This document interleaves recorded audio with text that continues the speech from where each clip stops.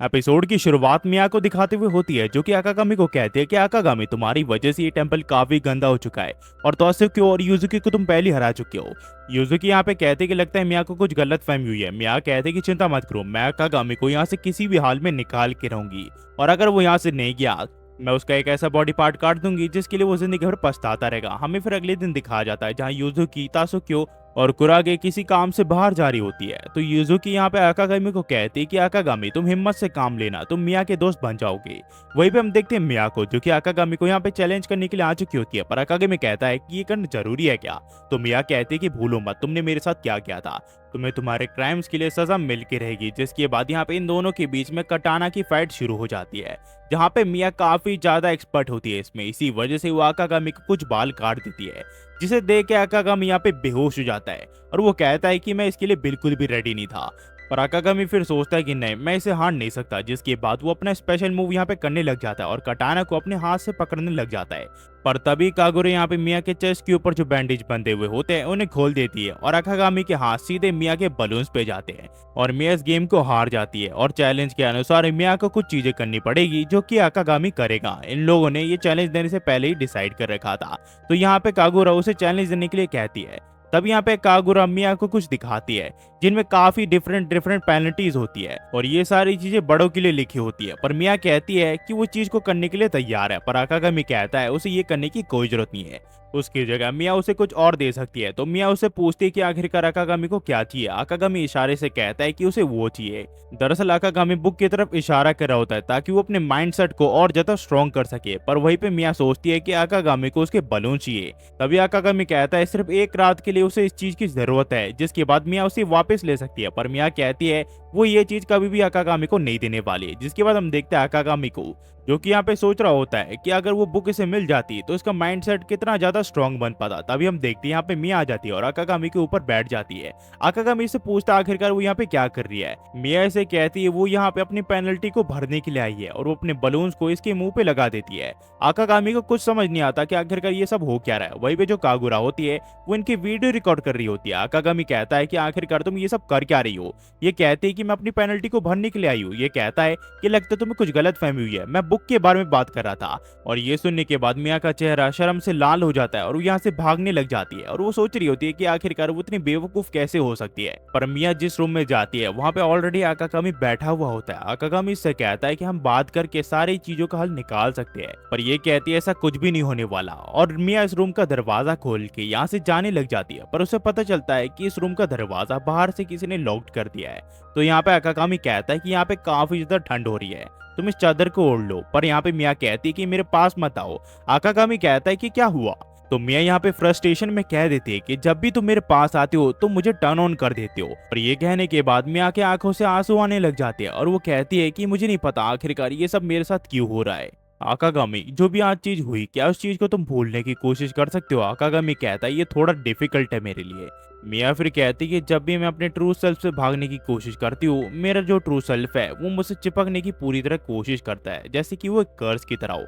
मिया की फैमिली को erotic family के नाम से लोग जानते हैं और जब मिया बच्ची थी तभी उसकी मदर ने उसे समझा दिया था कि क्रिस्टोफ फैमिली की लड़कियों के आसपास लड़कों का होना काफी ज्यादा जरूरी है। इसी वजह से मिया जब मिडिल स्कूल में थी तो वो काफी अजीब बातें किया करती थी जो कि अडल्ट करते हैं। इसी वजह से उसके दोस्त भी उसे दूर होते गए। आखिर में सिर्फ उसकी एक ही दोस्त बची जिसका नाम कागुरा था। मिया की इन हरकतों पर कंट्रोल करने के लिए कागुरा ने इसे जापानीज बुद्धिज्म टेम्पल के बारे में बताया और ये लोग इस टेम्पल में आ गए ताकि ये अपने आप पे काबू कर सके। पर जब से आकागामी इस टेम्पल पे आया है मिया अपने आप पे काबू नहीं कर पा रही है और वो काफी हॉर्नी हो रही है। तो यहाँ पे आकागामी कहता है कि मेरी भी सेम स्टोरी है, मुझे माफ कर देना, मेरी वजह से तुम्हें इतनी तकलीफ हुई। तो यहाँ पे मिया कहती है कि तुम्हारी भी यही प्रॉब्लम है।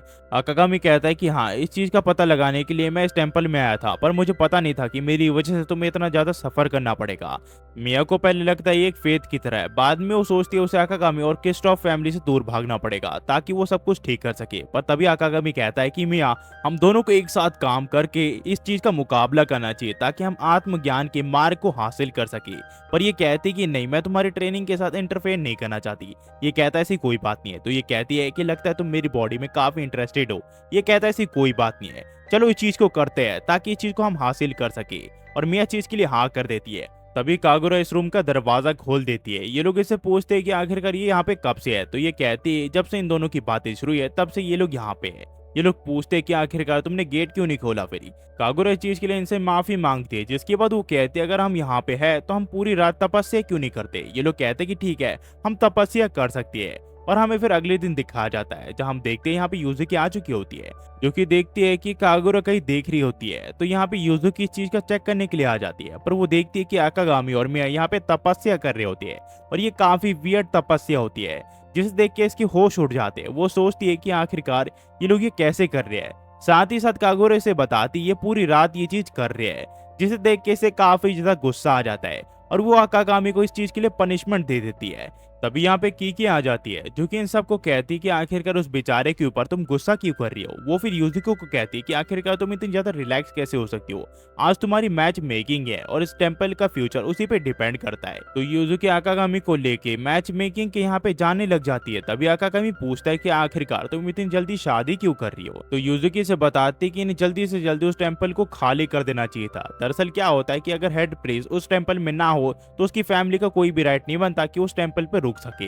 अभी की इस टेम्पल की हेड प्रीस्ट बन चुकी है, इसी वजह से वो यहाँ पे रुक सकते हैं। पर यूजिक्यू को कहा गया है कि जब वो हाई स्कूल से ग्रेजुएट हो जाएगी इस टेम्पल को बंद कर दिया जाएगा। अगर ये मैच मेकिंग ठीक गई तो यहाँ पे एक नया प्रीस्ट आ जाएगा और इन्हें यहाँ से बाहर जाने की कोई जरूरत नहीं है। तो यहाँ पे आकागामी कहता है कि इसका मतलब तुम इस टेम्पल को बचाने के लिए इस शादी से जुड़ रही हो। ये कहती है कि हाँ, मैं इस टेम्पल को किसी भी कीमत में बंद होने नहीं दे सकती। तभी ये लोग बस के यहाँ पे पहुंच जाते हैं, पर इन्हें पता चलता है कि बस तो कब के यहाँ से निकल चुकी है। आकागामी तभी किसी इंसान से एक स्कूटी बोरो कर लेता है और यूजिक्यू को उसमें वो बैठने के लिए कहता है और ये लोग आगे जाने लग जाते हैं। पर कुछ ही देर बाद जो ये स्कूटी है वो पंचर हो जाती है, जिसके बाद यूजुकी की सारी उम्मीदें खत्म हो जाती है। तभी यूजुकी को एक बस दिखती है और ये दोनों उसके अंदर चले जाते हैं। पर जब ये लोग अंदर जाते हैं तो उन्हें पता चलता है ये एक ट्रक है और अब यूजुकी की सारी उम्मीदें खत्म हो चुकी है। पर आकागामी कहता है कि तुम्हें चिंता करने की कोई जरूरत नहीं है, तुम्हारी उम्मीदों पे मैं पानी फिरने नहीं दूंगा। जिसके बाद ये लोग फैसला करते हैं कि इस ट्रक का दरवाजा तोड़ देंगे और किसी तरह इस ट्रक के ओनर से बात करके इस ट्रक को बोरो कर लेते हैं और उस टेम्पल की तरफ बढ़ जाते हैं। कुछ देर का सफर तय करने के बाद ये लोग उस टेम्पल तक पहुंच जाते हैं जहाँ पे यूजुकी की मीटिंग है। पर इस ट्रक का यहाँ पे एक्सीडेंट हो जाता है, पर यूजुकी यहाँ पे टाइम पे पहुंच जाती है। यहाँ पे फिर एक नन आ जाती है जो कि आकागामी को कहती है कि लगता है तुम टेम्पल के लिए काम करते हो, चलो मेरे साथ आओ, तुम्हें बैकयार्ड को साफ करना पड़ेगा। वहीं पे हम देखते हैं यूजुकी को, जिसकी मीटिंग शुरू हो जाती है और जिस पर्सन से इसकी मीटिंग होती है उसका नाम कीजो हुन होता है। वो कहता है कि तुमसे मिलकर खुशी हुई। यूजुकी कहती है कि हाँ, आपसे मिलकर भी मुझे काफी अच्छा लगा। जिसके बाद कीजो इससे पूछता है कि आखिरकार तुमने मैच मेकिंग को क्यों चुना, क्योंकि अभी तुम काफी ज्यादा जवान हो। तो ये कहती है मिजुकी टेम्पल और उसके लोगों से काफी ज्यादा प्यार करती है, वहाँ के लोग अभी भी इसे कहीं ना कहीं से सपोर्ट कर ही रहे होंगे। तभी इसकी नजर आकागामी पे जाती है, जो कि यहाँ पे साफ सफाई कर रहा होता है। यहाँ पे यूजुकी सोचती है कि आखिरकार ये यहाँ पे क्या कर रहा है। वहीं पे आकागामी सोच रहा होता है कि मैं यूजुकी को किसी दूसरे आदमी के साथ नहीं देख सकता। की फिगर दे के कोई भी आम आदमी उसके साथ अजीब हरकत करने की कोशिश कर सकता है और आकागामी यहाँ पे अजीब ख्यालातों में डूब जाता है और इस वजह से वो अपने आप को पंच भी मारता है। यहाँ पे इस चीज को देख के यूजुकी थोड़ी नर्वस हो जाती है। ये जो इससे कहता है कि लगता है तुम थोड़ी नर्वस लग रही हो। ये कहती है ऐसी कोई बात नहीं है। जिसकी बात आकागामी को इशारा से कहती है कि यहाँ से निकल जाओ। तभी आकागामी को एक नन बुलाती है जो कि इसे यहाँ पे लेके आई थी और वो इन दोनों के बीच में आकागामी को बैठा देती है। दरअसल यहाँ पे मैच में कराया नहीं होता, इसी वजह से आकागामी को इन दोनों के बीच में बैठा दिया होता है। आकागामी यहाँ पे यूजुकी से माफी मांगता है। वो कहता है ऐसा मेरा कोई इरादा नहीं था। आकागामी फिर यूजुकी को अपना इंट्रोडक्शन देने के लिए कहता है और साथ ही साथ योजी को भी। योजी कहता है कि मुझे मूवीज देखना पसंद है और मैं अकेले जाते रहता हूँ, पर एक साथ जाना मूवी देखने के लिए वो काफी मजेदार होगा। तभी यहाँ पे आकागामी उल्टे ख्यालात सोचने लग जाता है, जिस वजह से उसका दिल धड़कने लग जाता है और वो कुछ समझ नहीं पाता। जिसके बाद वो योजी से पूछता है कि आखिरकार वो अपने छुट्टी वाले दिन क्या करता है। ये कहता है ये हॉट स्प्रिंग के मजे लेता है और काफी अलग अलग चीजें करता है। तो ये सोचता है कि हॉट स्प्रिंग वो भी यूजुकी के साथ, ऐसा मैं कभी होने नहीं दूंगा और आकागामी अपने ख्यालातों में खो जाता है। जिसके बाद यूजुकी से शांत करवाती है किसी तरह। आकागामी फिर योजी से पूछता है अगर तुम दोनों ने शादी कर ली तो तुम दोनों क्या करोगे। तो यहाँ पे योजी से कहता है कि मैं 10 बच्चे लेना पसंद करूंगा और आकागामी दोबारा से अपने ख्यालातों में खो जाता है, जहाँ पे यूजुकी आकागामी से उसकी बच्चे मांग रही होती है। ये सोचने के बाद आकागामी के मुंह से खून की उल्टियां होने लग जाती है और वो अधमरा हो जाता है। जिसके बाद आकागामी को यहाँ से बाहर निकाल दिया जाता है। जिसके बाद योजी कहता है कि जैसे तुमने कहा था तुम्हारा दोस्त वैसा ही है, मुझे नहीं पता तुम्हारा दोस्त यहाँ पे क्या कर रहा है, पर जो भी चीज उसने यहाँ पे कहा वो सारी चीजें सच्ची थी, उसमें एक भी झूठ नहीं था। और ये सुनने के बाद यूजुकी अपने बचपन को याद करने लग जाती है, जहाँ पे इसकी बड़ों ने इसे सिखाया होता है कि किसी को भी कभी भी झूठ मत बोलो अगर तुम सच्चा काम करने जा रहे हो। इसी वजह से यूजुकी सोचती है कि वो यूजी को सारी चीज सच बता देगी, और वो कहती है कि वो शादी को नहीं करना चाहती है। दरअसल कीकी ने इसे कहा होता है कि उसे क्वालिफाइड मैन ढूंढना पड़ेगा जो कि इस टेंपल का हेड प्रीस्ट बन जाए। अगर वो ना करना चाहे तो वो उसे सड्यूस कर सकती है, जिसके बाद ये लोग एक बार एंगेज हो गए तो 3 साल के बाद वो चीज को ब्रेक कर सकती है, क्योंकि ये नन बन जाएगी 3 साल के बाद। पर अगर वो आदमी इसे पसंद आ गया तो ये लोग आगे जाके शादी भी कर सकते हैं। तो यूजुकी कहती है कि अगर सीधे शब्दों में कहूँ तो मुझे तुम्हारी मदद चाहिए ताकि मैं इस टेंपल को ओपन रख सकूं। जिसके बाद यूजुकी इससे माफी मांगती है ऐसी हरकत करने के लिए। तो यूजी कहता है कि तुम स्ट्रेट फॉरवर्ड पर्सन हो, वो मुझे काफी अच्छा लगा, और मुझे पता है कि मिजुकी टेंपल काफी ज्यादा कर्जे में डूबा हुआ है और उस टेंपल को खास करके रिपेयर की काफी ज्यादा जरूरत है। तुम अपने आप को नहीं संभाल पाती, तुम दूसरों को कैसे संभालोगी? तुम्हें लगता है तुम इस टेंपल को ठीक करवा सकती हो? इस टेंपल को ओपन रखने से ना तुम्हें ना ही तुम्हारे दोस्तों को इस चीज से खुशी होगी। मिजुकी टेंपल को प्रोटेक्ट करने का कोई फायदा नहीं है। पर यूजुकी कहती कि फिर भी मैं इस टेंपल को टेक ओवर करना चाहूंगी, मैं इस टेंपल को किसी भी हाल में प्रोटेक्ट करना चाहती हूँ। तभी यहाँ पे अकागामी कहता है कि लगता है मुझे अपना डेबिट को जल्दी क्लियर करना पड़ेगा, उसके लिए मैं अपने बॉडी पार्ट को भेज दूंगा। पर यूजुकी कहती है तुम्हें ये सब करने की कोई जरूरत नहीं है। जिसके बाद अकागामी इसके सामने गिर जाता है और कहता है कि प्लीज इस मीटिंग को एक और चांस दे दीजिए, इन सब का मेरे ऊपर काफी ज्यादा कर्जा है, मैं इस टेंपल को बंद होने नहीं दे सकता। तो यूजी कहता है कि अगर वो टेंपल एक बार बंद हो गया तो तुम्हें इतने पैसे लौटाने की कोई जरूरत नहीं पड़ेगी, जिसके बाद तुम फ्री हो जाओगे, और आज की मीटिंग के लिए मेरे हिसाब से इतना काफी है। तभी अकागामी कहता है कि इस टेंपल और यूजुकी ने मेरी जान काफी बार बचाई है, इसी वजह से मैं चाहता हूँ कि इस टेंपल को आप एक और बार मौका दे के देखिए। तभी कोजी कहता है कि उस टेंपल को रिपेयर की काफी ज्यादा जरूरत है और यूजुकी उसे अकेले नहीं कर सकती। ऐसी हालत में तुम क्या करोगे अगर वो कहीं गिर गई, उसे चोट लगी और वो जिंदगी भर चल नहीं पाई और वो चीज को कभी कर ही नहीं पाई, तो तुम क्या करोगे? अकागामी कहता है कि मैं उसे सपोर्ट करूंगा। तो कोजी कहता है ऐसी बात तो फिर ठीक है, क्या तुम उसके साथ अपनी पूरी लाइफ बिता के यूजुकी को खुश रख पाओगे? तो अकागामी कहता है कि हाँ, मैं मेहनत करके यूजुकी को किसी भी हाल में खुश रखूंगा। जिसके बाद योजी पूछता है क्या तुम उसके साथ हमेशा रहोगे जब वो बीमार होगी, जब उसकी तबीयत खराब होगी? तो अकागामी कहता है कि हाँ, मैं हमेशा उसके साथ रहूंगा, मैं उसका ख्याल रखूंगा, मैं उसे कभी भी बीमार पड़ने नहीं दूंगा। तो कोजी कहता है क्या तुम उसके साथ रह के एक अच्छी फैमिली बिल्ड कर पाओगे? ये कहता है कि हाँ, मैं उसके साथ एक अच्छी फैमिली बिल्ड कर पाऊंगा। तो ये कहता है कि ठीक है, मुझे दिखाना कि तुम कैसे अपने बच्चों को पालोगे, मैं तुम्हारे एंगेजमेंट प्रपोजल को एक्सेप्ट करता हूँ। जिसके बाद ये दोनों घर वापस जाने लग जाते हैं। यहाँ पे अकागामी यूजुकी से पूछता है कि तुम दोनों सिर्फ नाम के लिए एंगेज्ड हो, बाकी तुम्हें उनसे शादी करने की कोई जरूरत नहीं है। यूजुकी कहती कि हाँ। अकागामी ये सुन के काफी खुश हो जाता है। पर ये दोनों जब स्टेशन के यहाँ पहुंचते हैं तो इन्हें पता चलता है कि जो इनकी ट्रेन है वो कब की यहाँ से जा चुकी है। ये दोनों फिर जब स्टेशन के बाहर निकलते हैं तो इन्हें एक लव होटल दिखता है। यहाँ पे अकागामी सोचता है कि ऐसा बिल्कुल भी नहीं हो सकता कि यूजुकी से कहे कि ये दोनों लव होटल में रुक सकते हैं। तभी यूजुकी से कहते कि हम दोनों को वहाँ पे रुक जाना चाहिए आज के लिए, क्योंकि वो होटल काफी ज्यादा सस्ता लग रहा है। जिसके बाद ये होटल के रूम के यहाँ पे आ जाते हैं, जहाँ पे अकागामी को काफी विचित्र चीजें दिखती है। यहाँ पे उसे एक मैगजीन भी दिखती है जहाँ पे काफी अजीब अजीब लड़कियों की फोटो लगी होती है और काफी अलग अलग ड्रेस में। ये यूजुकी को उस ड्रेस में इमेजिन करने लग जाता है। जिसके बाद ये उस मैगजीन को दूर फेंक देता है और कहता है कि मुझे ये डिजायर पसंद नहीं है बिल्कुल भी। यहाँ पे फिर यूजुकी कहती है कि लगता है हमें शावर ले लेना चाहिए। अकागामी पहले शावर लेने के लिए जाता है और वो सोचता है कि यूजुकी ऐसी हरकत कभी भी नहीं कर सकती। वहीं पे हम देखते हैं यूजुकी को, जो कि काफी अजीब चीजें देख रही होती है और उसका चेहरा शर्म से लाल हो जाता है। कुछ ही देर बाद यहाँ पे अकागामी आ जाता है। जिसके बाद यहाँ पे यूजुकी नहाने के लिए चली जाती है। अकागामी जब टीवी खोल के देखता है तो उसके सामने वही विचित्र चीजें आ जाती है। वो सोचता है क्या यूजुकी इस चीज को देख रही थी क्या? अकागामी फिर कंफ्यूज हो जाता है, क्या उसे बुद्धा बन के एकदम शांत रहना चाहिए या फिर उसे एक राक्षस बन के यूजुकी को खा लेना चाहिए? उसे कुछ भी समझ नहीं आता। वहीं पे हम देखते हैं यूजुकी को, जो कि यहाँ पे नहा रही होती है। यूजुकी ने जो चीज अभी देख ली होती है उससे वो काफी ज्यादा एक्साइटेड हो चुकी होती है। यहाँ पे ये सोचती है कि अगर अकागामी इसके साथ कुछ एम्बैरेसिंग चीज करने की कोशिश करे तो ये क्या करेगी, क्या उसे सचमुच अकागामी के साथ ये चीज करनी चाहिए? पर जब ये बाहर आती है तो देखती है कि अकागामी ने खुद को जंजीर से बांध लिया होता है और अकागामी से कह रहा होता है कि चिंता मत करो यूजुकी, मैं अपने आप को तुम्हें हार्म पहुंचाने का बिल्कुल भी मौका नहीं देने वाला। जिसके बाद यूजुकी इसकी आंखों में पट्टी बांध देती है और यहाँ से चली जाती है। और बेड पे जाके सो जाती है। हमें फिर अगले दिन दिखाया जाता है जहाँ पे ये दोनों घर वापस आ जाते हैं, जहाँ पे तासुक्यो को ये सारी चीजें बता देते हैं कि कल क्या हुआ। तो ये दोनों जब स्कूल जा रहे होते हैं तो तासुक्यो कहती है कि तुम दोनों की ट्रेन मिस हो गई और तुम दोनों को एक होटल में रुकना पड़ा, पर तुम दोनों के बीच में कुछ नहीं हुआ। यूजुकी कहती कि हाँ, हम दोनों के बीच में कुछ नहीं हुआ। तो तासुक्यो यूजुकी को कहती है कि हमारे साथ अकागामी रहता है, इस बारे में स्कूल में किसी को भी पता नहीं चलना चाहिए। फिर हम देखते हैं तासुक्यो को स्कूल के यहाँ पे, जहाँ पे वो बेंच के यहाँ पे बैठी होती है। तभी इसके दोस्त यहाँ पे आ जाते हैं और इसे पूछते हैं कि तुम्हारे बॉयफ्रेंड का नाम क्या है। ये इससे कहती कि तुम्हारा मतलब क्या है। तो ये कहती कि हमसे झूठ मत बोलो, तुम एक लड़के को किस कर रही थी उस दिन रिवर के नीचे। तासुक्यो कहती कि तुम्हें कुछ गलत फहमी हुई है, वो कोई और होगा। तभी इसे याद आता है कि उस रिवर के नीचे तो ये अकागामी के कान पे बोल रही थी कि तुम्हें इस चीज की रिस्पॉन्सिबिलिटी लेनी पड़ेगी। ये समझ जाती है जब ये चीज उसके कान में ये बोल रही थी, इसके दोस्तों ने इसे देख लिया और समझा कि ये उसको किस कर रही थी। जिसके बाद ये इसे कहती है कि वहां पे ऐसा कुछ भी नहीं हुआ था। तो इसके दोस्त से कहते हैं कि तुमने सचमुच उसे किस किया था। तासुक्यो को कहती है ऐसा कुछ भी नहीं है। जिसके बाद ये इसे बताती है कि तुम्हारी सिस्टर और तुम यहाँ पे काफी ज्यादा पॉपुलर हो पूरे स्कूल में। तुम्हारी सिस्टर को तो हर कोई पटाना चाहता है और वो काफी ज्यादा फेमस है स्कूल में, और तुम एक चीज के लिए काफी ज्यादा फेमस हो जो कि है तुम्हारे बलून्स। यहाँ पे ये सोचती है कि इसके दोस्त सचमुच काफी ज्यादा पागल हो चुके हैं और अगर इन दोनों ने अकागामी को देख लिया तो चीजें और ज्यादा बिगड़ जाएगी। तभी इसकी नजर अकागामी पे पड़ती है जो कि इसकी क्लास के नीचे होता है। ये सोचती है कि आखिरकार अकागामी यहाँ पे क्या कर रहा है। ये अपने क्लास के पर्दे नीचे कर देती है, जिसके बाद ये दोबारा से अकागामी को देखने का फैसला करती है। और जब तासुक्यो ध्यान से देखती है तो अकागामी उसी का लंच लाया होता है, जिसे देख के ये काफी शौक में चली जाती है। वो सोचती कि नहीं, ऐसा मैं होने नहीं दे सकती।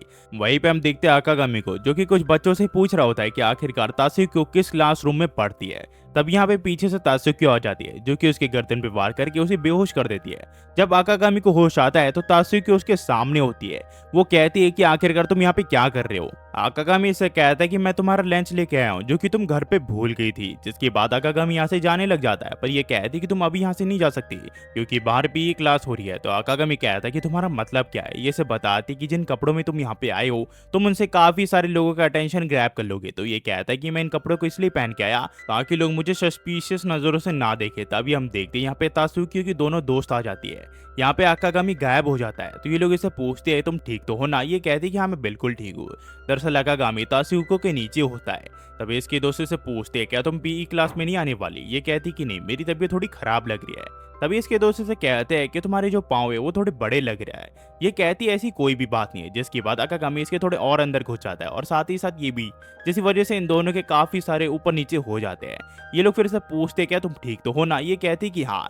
वहीं पे हम देखते हैं अकागामी को जो कि इसके शर्ट के अंदर घुस चुका होता है। तासुक्यो फिर इन दोनों को कहते कि तुम दोनों को जल्दी करनी चाहिए वरना तुम दोनों की भी पीई क्लास मिस हो जाएगी। ये दोनों फिर कहते कि ये तो बात ठीक है, पर लगता है कि तुम थोड़ी मोटी हो चुकी हो। ये कहती ऐसी कोई बात नहीं है, मैंने वेट बिल्कुल भी नहीं गेन किया है, तुम दोनों को यहाँ से चले जाना चाहिए। वहीं पे हम देखते हैं अकागामी को जो कि बलून्स के नीचे होता है और उसे सांस बिल्कुल भी नहीं आ रही होती है। वही इसकी दोस्त इससे पूछती है कि आखिरकार तुम आर्चरी क्लब में क्यों नहीं आ रही हो। ये कहती कि दरअसल मैं बिजी हूँ अपनी फैमिली की मदद करने के लिए, तो मैं इसी वजह से आ नहीं पा रही।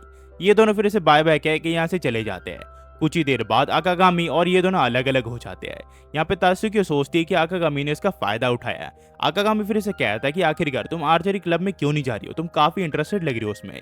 ये कहती कि मैं पहले जाया करती थी पर फैमिली की प्रॉब्लम्स की वजह से मैं वहाँ पे अब नहीं जाती। तो अकागामी कहता है कि चिंता मत करो उस चीज की, मैं तुम्हारी इस चीज को रिज्यूम करवा के रहूंगा। पर ये कहती कि नहीं और ये दोनों एक दूसरे के ऊपर गिर जाते हैं। तभी इसकी दोस्त यहाँ पे आ जाती है। हमें फिर पता चलता है कि तासुक्यो ने यूजुकी की वजह से आर्चरी क्लब ज्वाइन किया था क्योंकि वो उसकी इंस्पिरेशन थी।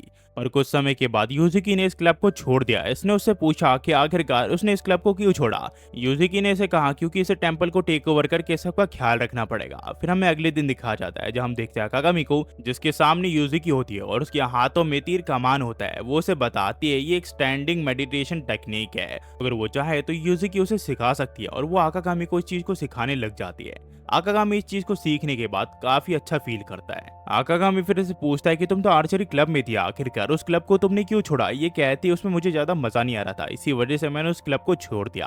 वहीं पे अकागामी सोचता है कि तासुक्यो को तो कुछ अलग ही लगता है। यहाँ पे फिर ये तासुक्यो से बात करने के लिए चले जाता है, पर यहाँ पे कुरागे से बताती है कि उसने अपने आप को रूम में बंद कर लिया है और वो किसी चीज के बारे में सोच रही है। अकागामी कहता है कि चिंता मत करो। वहीं पे हम देखते हैं तासुक्यो को जो कि यहाँ पे कपड़े बदल रही होती है और अभी भी ये आर्चरी के बारे में सोच रही होती है। तभी इसकी नजर अकागामी की यहाँ पे जाती है जो कि इसकी बालकनी से लटका होता है। ये इसे पूछती है आखिरकार ये यहाँ पे क्या कर रहा है। ये किस तरह आकागामी को वहां से फिर छुड़ाती है और इसे पूछती है कि आखिरकार तुम यहाँ पे क्या कर रहे हो।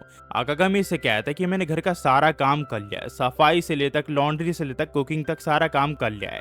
तो तात्सुकियो, तुम आर्चरी क्लब को दोबारा से ज्वाइन कर सकती हो। ये कहती कि लगता है तुम थोड़ा कंफ्यूज हो, मैं आर्चरी नहीं करना चाहती। आकागामी कहता है ऐसी ही बात है तो फिर तुम ब्रेक क्यों ले रही हो, तुम इस क्लब को छोड़ क्यों नहीं देती।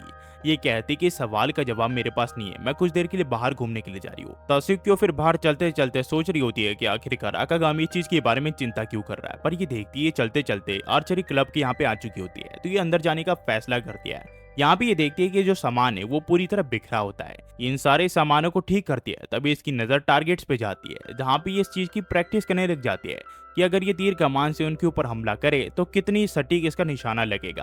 तभी ये देखती है कि आकागामी इसके पीछे होता है और ये यहाँ से भागने लग जाती है। आकागामी इसका पीछा करके इसके साथ भागता है। ये दोनों फिर एक जगह रुक जाते हैं, जहाँ पे आकागामी इससे पूछता है कि लगता है तुम काफी मजे करती हो आर्चरी क्लब में, तो फिर तुम यहाँ पे डेली क्यों नहीं आती। तात्सुकियो कहती है ऐसा बिल्कुल भी नहीं है, उसे यहाँ पे बिल्कुल भी मजा नहीं आ रहा। यूजुकी की वजह से इसने इस क्लब को ज्वाइन किया था और उसके अलावा कुछ भी नहीं है। और वहीं पे जो यूजुकी है वो इस क्लब को अब छोड़ चुकी है और वो पूरी कोशिश कर रही है ताकि वो टेम्पल को बचा सके। तो ये कैसी चीज के मजे ले सकती है, वहीं पे जबकि यूजुकी पूरी मेहनत कर रही है टेम्पल को बचाने के लिए। आकागामी इसे कहता है कि लगता है उसे ये लगता है कि यूजुकी ने इस क्लब को इसलिए छोड़ा ताकि वो इस टेम्पल को बचा सके, पर ऐसा बिल्कुल भी नहीं है। जिसके बाद वो इसे अपने साथ टेम्पल के यहाँ पे ले आता है, जहाँ पे हम देखते हैं यूजुकी यहाँ पे आर्चरी की प्रैक्टिस कर रही होती है। यहाँ पे आकागामी से कहता है कि तुम्हें अब यूजुकी का असली रूप दिखेगा कि वो कितना सफर कर रही है। वहीं पे हम देखते हैं यूजुकी को, जैसे ही वो तीर को अपने कमान से छोड़ती है वो तीर नीचे गिर जाता है और वो कहता है कि यही यूजुकी का असली रूप है।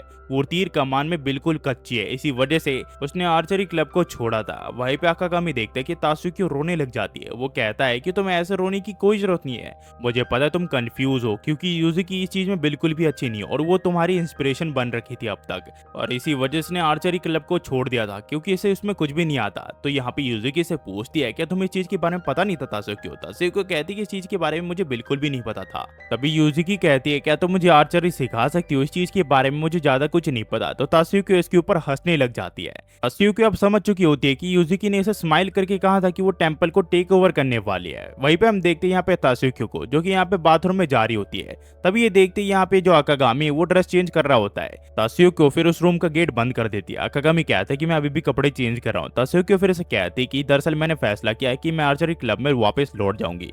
आकागामी कहता है ये तो काफी अच्छी बात है। तात्सुकियो फिर आकागामी से पूछती है कि आखिरकार आकागामी ने इतना कुछ इसके लिए क्यों किया। आकागामी से कहता है तुम्हारे जैसी सिचुएशन से मैं गुजर चुका हूँ और मुझे पता है कि फैमिली की प्रॉब्लम्स की वजह से आप वो चीज नहीं कर पाते हो जो चीज आप करना चाहते हो। तभी तात्सुकियो इस रूम का गेट खोल देती है। यहाँ पे ये पूछता है कि आखिरकार तुम करना क्या चाहती हो। ये आकागामी को उसकी आंखें बंद करने के लिए कहती है और उसके होठों को पकड़ लेती है और मार्कर से इसके चेहरे पे अजीब सी चीजें बना देती है और कहती है कि तुम सचमुच काफी ज्यादा बेवकूफ हो। वहीं पे हम देखते हैं तात्सुकियो को, जो कि अब आर्चरी क्लब में आ चुकी होती है। वही आकागामी इसका लंच लेके यहाँ पे आ जाता है, जो कि ये भूल चुकी होती है। ये फिर अपने दोस्तों को बताती है कि आकागामी इसके एक फैमिली का हिस्सा है। तो इसके दोस्त से पूछते हैं क्या वो तुम्हारा हस्बैंड है। ये कहती है कि ऐसा कुछ भी बात नहीं है, जिसके बाद ये आकागामी को यहाँ से जाने के लिए कहती है। वहीं पे आकागामी देखता है कि जो तात्सुकियो है वो आर्चरी क्लब को काफी एंजॉय कर रही होती है और यहाँ से जो कहानी है वो टू बी कंटिन्यू हो जाती है। इस एपिसोड में मैंने 3, 4 और 5 एपिसोड एक्सप्लेन किए टेम्पल के। अभी भी और काफी सारे एपिसोड है जिन्हें हमें कैच करना है। तो होपफुली गाइस आपको ये वीडियो पसंद आई हो और मैं मानवास को एक्सप्लेन करने वाला हूँ, साथ ही साथ कुछ और भी एनिमीज है जो आने वाले हैं। तो हाँ गाइस मुझे माफ कर देना, कुछ दिन वीडियो नहीं आई थी यार, कुछ घर का काम आ गया था, इसी वजह से मैं बाहर गया होता तो मैं वीडियो अपलोड नहीं कर पाया। आखिर में जाते हुए क्या कहूँ, thanks for watching guys. Next video में मिलते हैं। होपफुली आपको वीडियो पसंद आई हो, पसंद आई तो लाइक एंड सब्सक्राइब करना मत भूलना। Thanks for watching, next video में मिलते हैं।